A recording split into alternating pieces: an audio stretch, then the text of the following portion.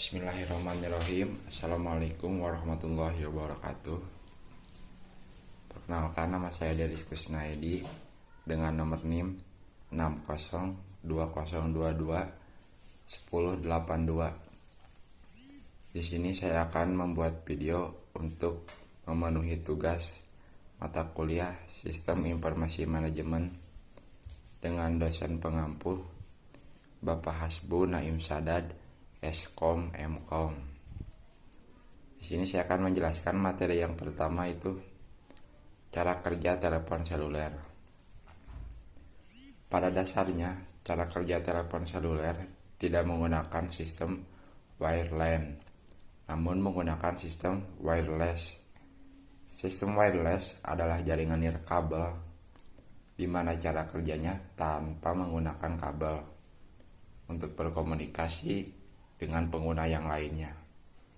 Antara pengirim dan penerima harus tercakup dalam base transceiver atau stasiun BTS yang memfasilitasi antara pengguna telepon seluler secara wireless.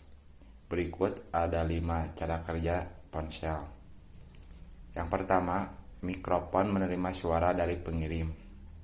Yang kedua, gelombang suara yang ditangkap mikrofon diubah menjadi sinyal listrik yang kemudian dipancarkan ke BTS terdekat ponsel.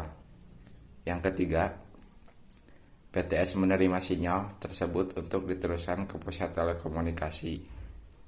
Yang keempat, pusat telekomunikasi meneruskan sinyal ke BTS terdekat untuk diteruskan kepada penerima.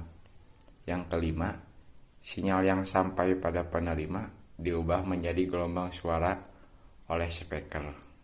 Selanjutnya saya akan menjelaskan cara kerja internet. Ada 8 tahapan untuk menggunakan cara kerja internet.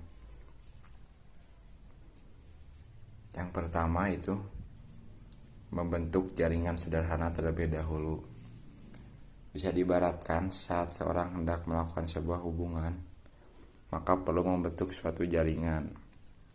Adapun jaringan berguna untuk menghubungkan komputer yang hendak berkomunikasi ataupun disambungkan tersebut. Kemudian nantinya akan dihubungkan kepada router. Yang kedua, membentuk jaringan di dalam jaringan. Berikut yang menjadi cara kerja internet, yaitu membuat jaringan dengan skala lebih besar dan jauh lebih rumit dibandingkan jaringan sebelumnya, di mana satu router ini umumnya akan melibatkan lebih dari satu komputer untuk ada di dalam jaringannya. Selain itu, ada tambahan penyambung lain, yaitu modem. Nantinya jaringan tersebut membentuk jaringan di dalam sebuah jaringan. Yang ketiga, mengirim pesan jaringan ke tujuan. Untuk cara kerja jaringan internet berikutnya, yaitu mengirim pesan ke jaringan tujuan. Jika sebuah jaringan telah terbentuk dari beberapa komputer yang diinginkan, sudah saling terhubung, tetapi sampai saat ini internet belum tergabung di dalamnya.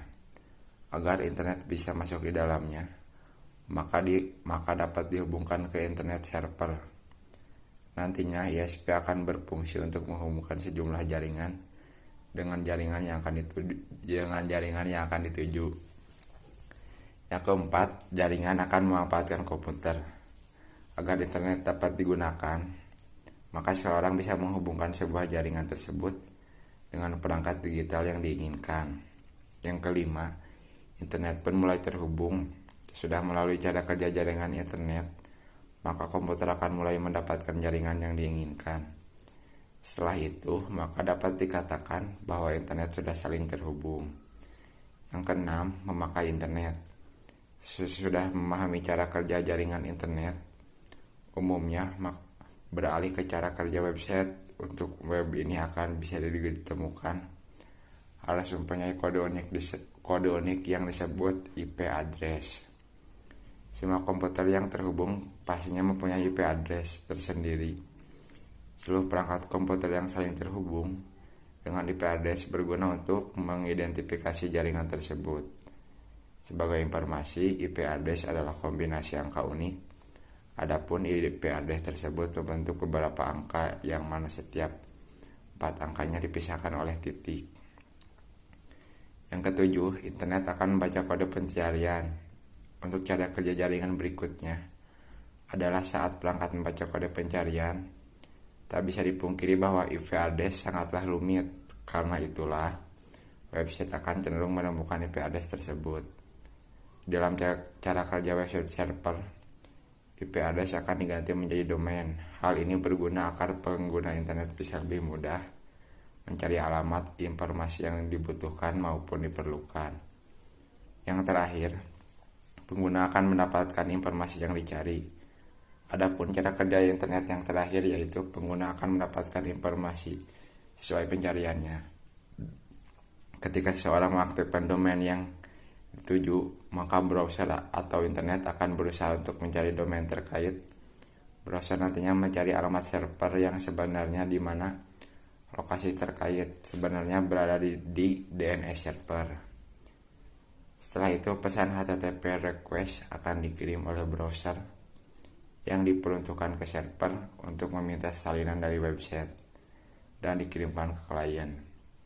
Berikut penggunaan bisa mendapatkan informasi yang diinginkan melalui internet. Seperti itulah ternyata bagaimana cara kerja internet yang sebenarnya sangatlah rumit. Kendati demikian, pengguna tetap bisa mengakses jaringan internet dalam waktu yang lebih cepat.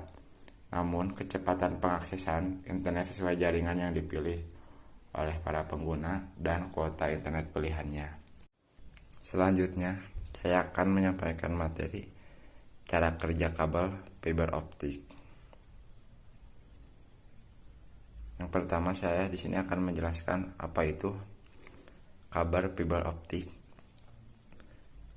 Kabel fiber optik adalah kabel yang merubah sinyal listrik menjadi cahaya dengan perantara plastik ataupun serat kaca.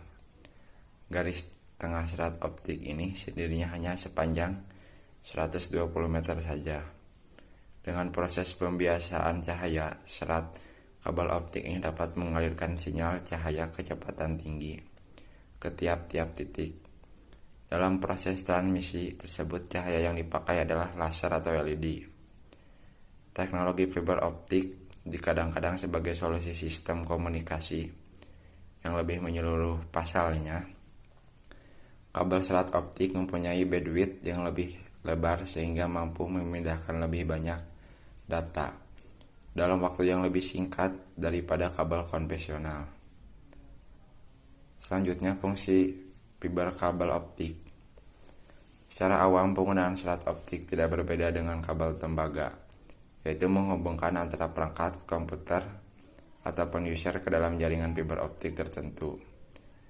Bedanya adalah fiber optik kecepatan aksesnya jauh lebih tinggi, termasuk transfer datanya juga menjadi lebih cepat, yaitu hingga kisaran gigabyte setiap detiknya. Di samping itu, kabel serat optik juga tidak melibatkan listrik sehingga gak terdampak gangguan elektronik magnetik. Fiber optik lebih stabil dalam penggunaannya. Dengan berbagai keunggulan tersebut, tentunya harga perangkat tersebut tidak murah. Inilah alasannya kabel optik hanya digunakan oleh perusahaan besar ataupun operator telekomunikasi. Saat ini bahkan perusahaan dengan developer Wi-Fi juga semakin sering menggunakan serat kabel optik yang stabil dan lebih cepat. Berikut cara kerja kabel optik. Mengenai cara kerja kabel optik, yaitu berfungsi untuk mengantarkan sinyal yang berbentuk pulsa cahaya dengan jarak jauh mencapai 50 km dengan bahkan dapat terlaksana alat repeater atau penguat sinyal. Selanjutnya, kelebihan fiber optik yang pertama itu kapasitas pengiriman data lebih besar. Yang kedua, mampu mentransmisikan data jarak jauh. Yang ketiga, tidak perlu khawatir terjadi korsleting listrik. Yang keempat, sinyal tetap bagus di segala cuaca. Yang kelima, kecepatan relatif stabil dan kencang. Selanjutnya, tentunya selain kelebihan, kabel optik juga mempunyai kekurangan. Kekurangannya yaitu yang pertama, biayanya lebih mahal. Yang kedua, penempatan kabel optik tidak boleh sembarangan. Penempatan kabel selap optik juga harus tepat dan tidak boleh sembarangan, umumnya pada sudut-sudut yang berbelok agar bisa menghalangi gelombang transmisi. Sekian mungkin materi yang dapat saya sampaikan untuk memenuhi tugas sistem informasi manajemen. Akhirul kalam, wassalamualaikum warahmatullahi wabarakatuh. Terima kasih.